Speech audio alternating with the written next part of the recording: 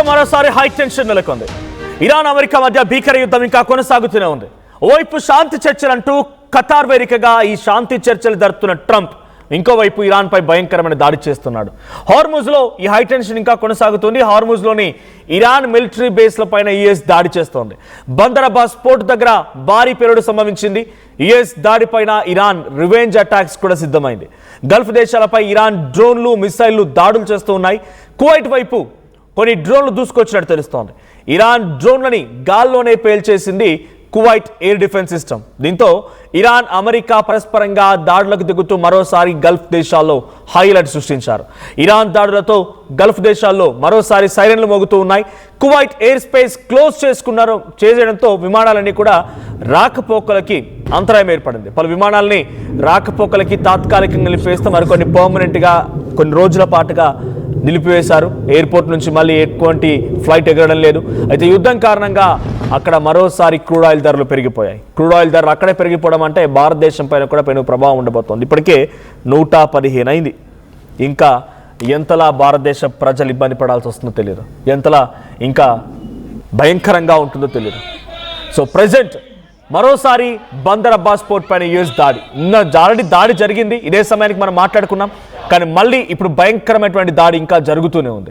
Bandar Abbas port దగ్గర జరిగినటువంటి ఈ దాడికి సంబంధించి ఆ విజువల్స్ మనం చూస్తూ ఉంటే దాంట్లో కొన్ని డ్రోన్ అటాక్లు, ఆ తర్వాత కొన్ని మనుషుల కదలికలు ఇవన్నీ కనబడుతూ ఉన్నాయి.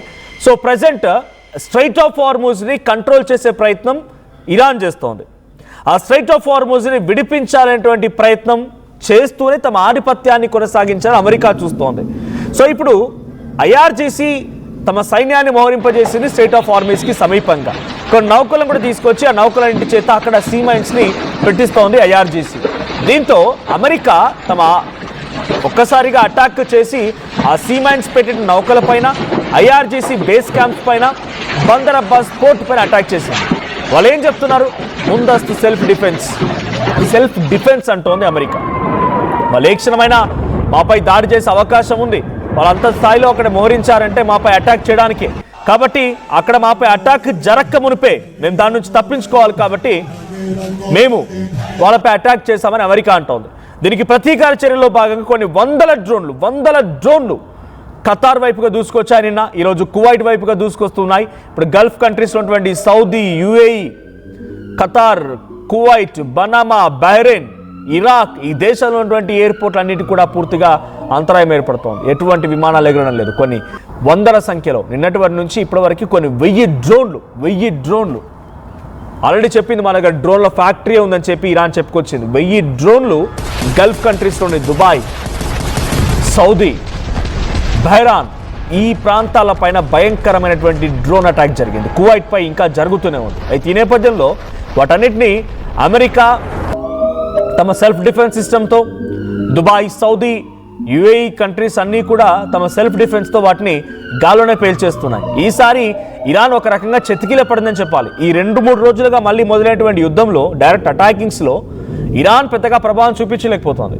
గతంలో దుబాయ్ ఎయిర్పోర్ట్పై అటాక్ చేసిందని, ఇంకోసారి కువైట్లో అటాక్ జరిగిందని, బనామా, బహ్రెయిన్లో ఇబ్బంది పడ్డారని ఇలా చెప్పుకున్న మనం ఇప్పుడు డైరెక్ట్గా ఇరాన్ ఏమాత్రం ప్రభావం చూపించలేకపోతుంది. ఇరాన్ ఒక రకంగా వెనకబడిపోయింది. ఈ 2-3 రోజుల యుద్ధంలో అటాక్ చేస్తున్న అమెరికా సెల్ఫ్ డిఫెన్స్ సిస్టంతో వాటిని అడ్డుకొని తిప్పికొట్టి గాల్లోనే పేల్చేస్తోంది. ఇప్పుడు అమెరికా ఏం చేస్తుందనంటే ఖతార్ వేదికగా జరుగుతున్న చర్చలని చెప్పి ఇరాన్ మొత్తాన్ని కూడా అటు డైవర్ట్ చేసి పెట్టిన కండిషన్స్ అని యాక్సెప్ట్ చేస్తున్నాం ఇరాన్ చెప్పినప్పటికీ, మీరు కండిషన్స్ యాక్సెప్ట్ చేసిన తర్వాత మళ్ళీ నాపై రెచ్చిపోతారు, కాబట్టి మిమ్మల్ని మొత్తంగా కిల్ చేయాలి, ఇక బతకనీయకుండా మళ్ళీ మొత్తంగా మీ ఫైనాన్సెస్ని, మీకున్నటువంటి గ్రాస్ రూట్స్ని మొత్తాన్ని కిల్ చేయాలని చెప్పి మళ్ళీ అమెరికా అధ్యక్షుడు డొనాల్డ్ ట్రంప్ ఎత్తుగడతోనే ముందుకు వెళ్తూ ఇరాన్పై అటాక్ చేస్తున్నట్టు కనబడుతోంది. బందర్ అబ్బాస్ పోర్ట్ పైన నిన్న జరిగినటువంటి దాడి ఇంకా కొనసాగుతోంది. ఒకసారి ఆ దాడికి సంబంధించి విజువల్ చూద్దాం.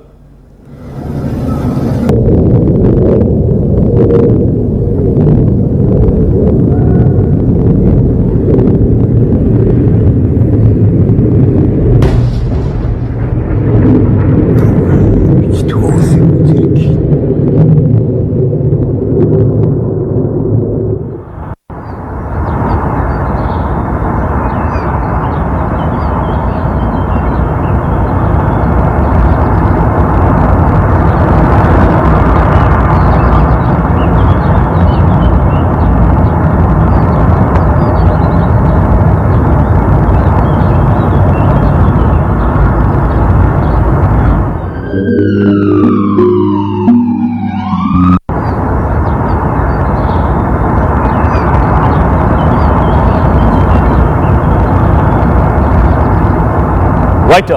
నిన్న బందర్ అబ్బాస్ పోర్ట్ పై జరిగిన దాడి నుంచి ఈ క్షణం వరకు కూడా ఇంకా ఈ దాడి కొనసాగుతూనే ఉంది. అమెరికా దానికి చెప్తున్న కారణం ఏంటంటే మా పైన వాళ్ళంతా అటాక్ చేయడానికి ఒక భయంకరమైనటువంటి యాక్షన్ ప్లాన్ తో సిద్ధంగా ఉన్నారు. దాన్ని బ్రేక్ చేయడంలో మా ఉద్దేశం మాత్రమే, అక్కడ అటాక్ జరిగిందంటే ఆ ప్లాన్ ని బ్రేక్ చేయడమే అన్నట్టుగా అటు అమెరికా చెప్తోంది. కానీ ఈ అటాక్ కేవలం బ్రేక్ చేయడమే అయితే మరి చర్చలు ఎందుకు? 60 రోజుల పాటుగా చర్చలు జరుగుతాయి అని చెప్పి ట్రంపే మన ట్వీట్ చేసుకొచ్చారు. 60 రోజుల పాటు ఈ చర్చలు జరుగుతాయని ట్రంప్ చేసిన ట్వీటే మనం చూస్తూ ఉన్నాం. ట్రంప్ ఎగ్జాక్ట్గా మండే రోజు ఈ ట్వీట్ చేశారు. మండే రోజు ఈ ట్వీట్ చేశారో లేదో ఆ మరుసటి రోజు నుంచే యుద్ధం మొదలైంది. మళ్ళీ భయంకరంగా ఇరాన్ పైన అమెరికా దాడులు చేస్తోంది. అందుకే అంటూ ఉంటారు, నేను ప్రతిసారి చెప్తున్నా ట్రంప్ గురించి మాట్లాడు, ఆయన మాటలకు ఆయనకే అర్థం ఉండదు. వార్థం పరమార్థం మన్ను మశానం ఏమీ ఉండవు. ఆయన చెప్తాడు, మళ్ళీ ఆయనే దాన్ని అతిక్రమిస్తాడు కూడా. అటాక్ చేయొద్దు అంటాడు, అటాక్ చేస్తాడు. నేను మిమ్మల్ని పూర్తిగా విశ్వసిస్తున్నాను అంటాడు, మళ్ళీ వచ్చి అటాక్ చేసి భయంకరంగా దాడులకు పాల్పడుతూ ఉంటాడు. ఇప్పుడు జరుగుతోంది అదే, ఎగ్జాక్ట్గా అదే జరుగుతోంది. డొనాల్డ్ ట్రంప్ మళ్ళీ ఇరాన్ని నమ్మించి ఇరాన్ గొంతుకొస్తున్నాడు. సో ఇక్కడ నా ఉద్దేశం ఇరాన్ను అమెరికాను సపోర్ట్ చేయాలనో వాటిని విభేదించాలనో కాదు. ఇక్కడ జరుగుతున్న ఎగ్జాక్ట్ విషయాన్ని మీకు అందజేయడం కోసం మాత్రమే. ఇక్కడ ఇరాన్ ఆల్రెడీ చర్చలకు వెళ్ళింది ఖతార్తో. ఇవేమి జరిగినా, ఎటువంటి చర్చలు జరిగినా, ఎటువంటి దాడులు జరిగినా ఫైనల్ ఎఫెక్ట్ పడుతోంది సామాన్యుడి పైన, మీ పైన, నా పైన, మనందరిపైన ఎఫెక్ట్ పడుతోంది. అది మనం పే చేసేటువంటి పెట్రోల్ ప్రైజెస్లో కానీ, కూరగాయల ధరల్లో కానీ, నిత్యావసర సరుకుల్లో కానీ, మనం రోజువారీగా తినే టిఫిన్స్లో కానీ, ప్రతి నిత్యావసర సరుకుల పైన ఈ ధరలు పెరిగిపోతున్నాయి. కారణం అక్కడ డొనాల్డ్ ట్రంప్ చేసేటువంటి పిచ్చి చర్యలు, దానికి ఇరాన్ ప్రతీకార దాడులు, ఇవే జరుగుతోంది. స్ట్రైట్ ఆఫ్ హార్మూజ్ నుంచి రోజుకి సగటున బిఫోర్ వార్ 150 నుంచి 200 నౌకలు అట్టిగా దాటేవి. కానీ ఇప్పుడు ఏం జరుగుతుంది తెలుసా? 5 నుంచి 10 మాత్రమే దాటుతున్నాయి. దాంట్లో డెఫినెట్గా భారత్కి కొంత ఫ్రీ మూమెంట్ ఇరాన్ కల్పించింది కాబట్టి భారత్ కూడా ఫ్రీగానే వెళ్ళగలుగుతుంది. అటు ఇటు కొన్ని నౌకలు తీసుకురాగలుగుతోంది, తీసుకెళ్ళగలుగుతోంది. కానీ ఇంత భయంకరమైనటువంటి యుద్ధానికి కారణం ఏంటంటే కేవలం డొనాల్డ్ ట్రంప్ యొక్క అహంభావమే. డొనాల్డ్ ట్రంప్ కేవలం ఆ దేశం పైన ఆధిపత్యాన్ని చెలాయించడం కోసం. మొన్న ఒక ట్వీట్ చూశాను డొనాల్డ్ ట్రంప్ అఫీషియల్ అనే ట్రూత్ పోస్ట్ నుంచి, United States of Middle East అని చెప్పి ఆ ఇరాన్ మ్యాప్ మొత్తానికి అమెరికా ఫ్లాగ్ని వేసేశాడు. అమెరికా ఫ్లాగ్ని వేసి ఇరాన్ మ్యాప్ మొత్తాన్ని కూడా కప్పెట్టేసి Middle East of United States అని ఒక పోస్ట్ పెట్టాడు డొనాల్డ్ ట్రంప్. అంటే ఎంత అహంకారంతో ఉన్నాడు, ఎంత టార్గెటెడ్గా ముందుకెళ్తున్నాడో అర్థమవుతోంది. ఇప్పటికీ ఇంకా డ్రోన్స్, మిసైళ్ల వర్షం కురుస్తూనే ఉంది. ఇరాన్ కూడా ఏమాత్రం తగ్గకుండా తమ దగ్గర ఉన్నటువంటి డ్రోన్ ఫ్యాక్టరీ అని ఎప్పుడో చెప్పిన ఇరాన్ ఆ డ్రోన్ అన్నింటి కూడా ఇటు ఖతార్, కువైట్, బనామా, బెహ్రెయిన్, ఇరాన్ ఆల్రెడీ కువైట్పై అటాక్ జరిగింది. కువైట్పై అటాక్ని కువైట్ డిఫెన్స్ సిస్టమ్ తిప్పికొట్టింది. కానీ ఎంత తిప్పికొట్టినా, ఎన్ని అటాక్ జరిగినా యుద్ధం కనుక ఆగకపోతే రానున్న రోజుల్లో ఇంకా తీవ్రమైన పరిణామాలు ఉంటాయి. కేవలం భారత్ ఒకటే మనం ఇబ్బంది పడుతున్నాం అనుకుంటే పొరపాటే. ప్రతి దేశం కూడా యుద్ధం కారణంగా ఇబ్బంది పడుతుంది. యూరోపియన్ నేషన్స్ అయితే ఏకంగా అల్లాడిపోతున్నారు. వాళ్ళంతా, వాళ్ళకి ఆయిల్ లేదు, జనరేటర్స్ నడవడం లేదు, హీటర్స్ పనిచేయడం లేదు, ఎటువంటి విధానాలు లేక కల్లోలం అయిపోతుంది పరిస్థితి. నిన్న ఉన్నటి వరకు మనకు రష్యా నుంచి కూడా కొంత ఆయిల్ కొనుగోలు ఉండేది కాబట్టి బతికి బట్ట కట్టగలిగారు.